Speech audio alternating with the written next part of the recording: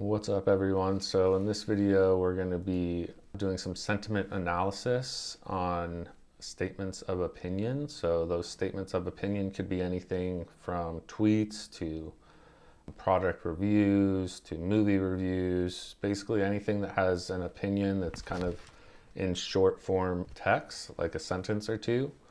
We're going to be using the Sentiment Intensity Analyzer function in Python that basically it's just a function, and then it takes an opinionated statement, and then it gives it what's called a compound score. And a compound score is a score from -1 to 1, with -1 being totally negative and +1 being totally positive.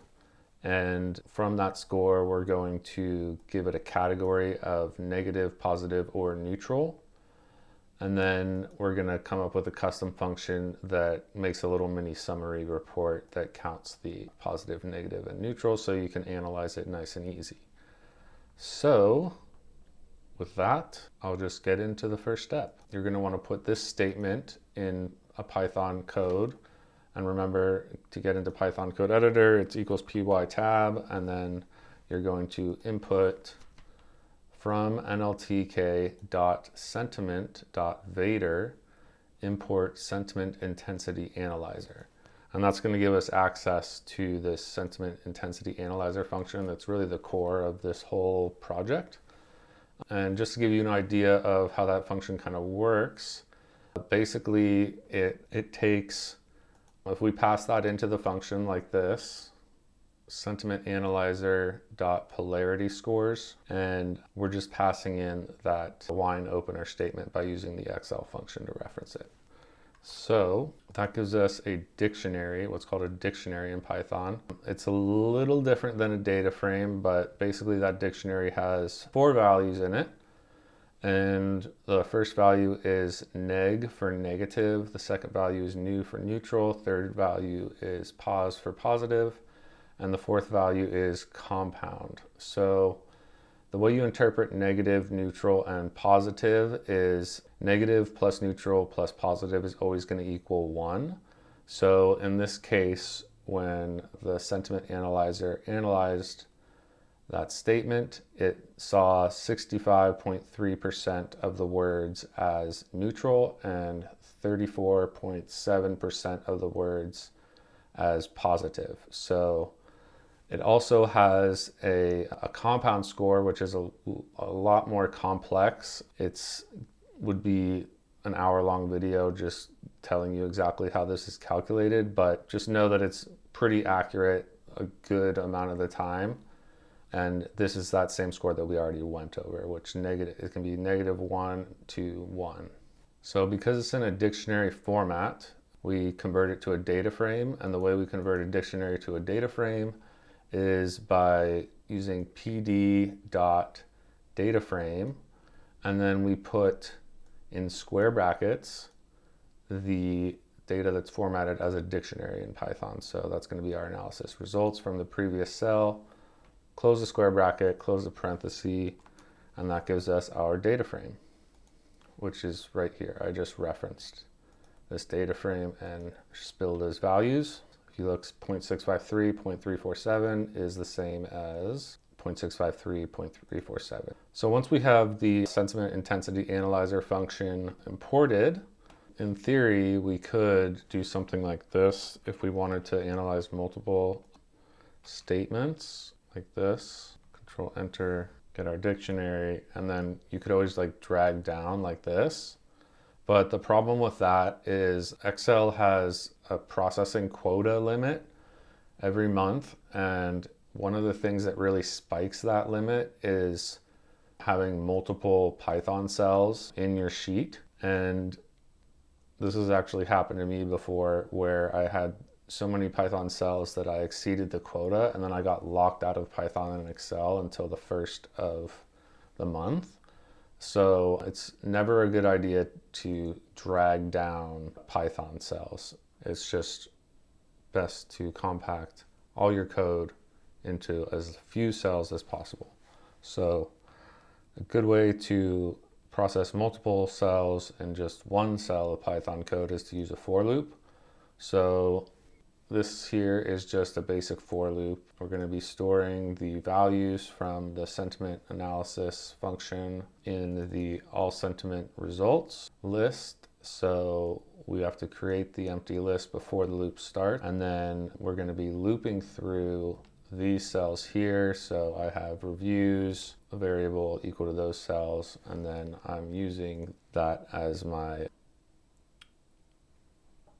list of values to iterate through. So we have our basic for loop for review in reviews, and this 0 here just means the first column since we didn't specify headers equals true up there. And then we have our sentiment analysis results, and then we append those results to this list up here. So it's basically going to one at a time analyze all of these, and then after it analyzes each one, it's going to append to a list. And then what we can do is convert that list into a data frame. So that's going to give us a list of dictionaries. If you remember over here, those dictionaries I just showed you is going to have these values in them. So when you pass our list of dictionaries like we have here into the pd.dataframe function, it automatically knows to kind of how to format everything, and it converts all those dictionaries into one data frame that looks like this.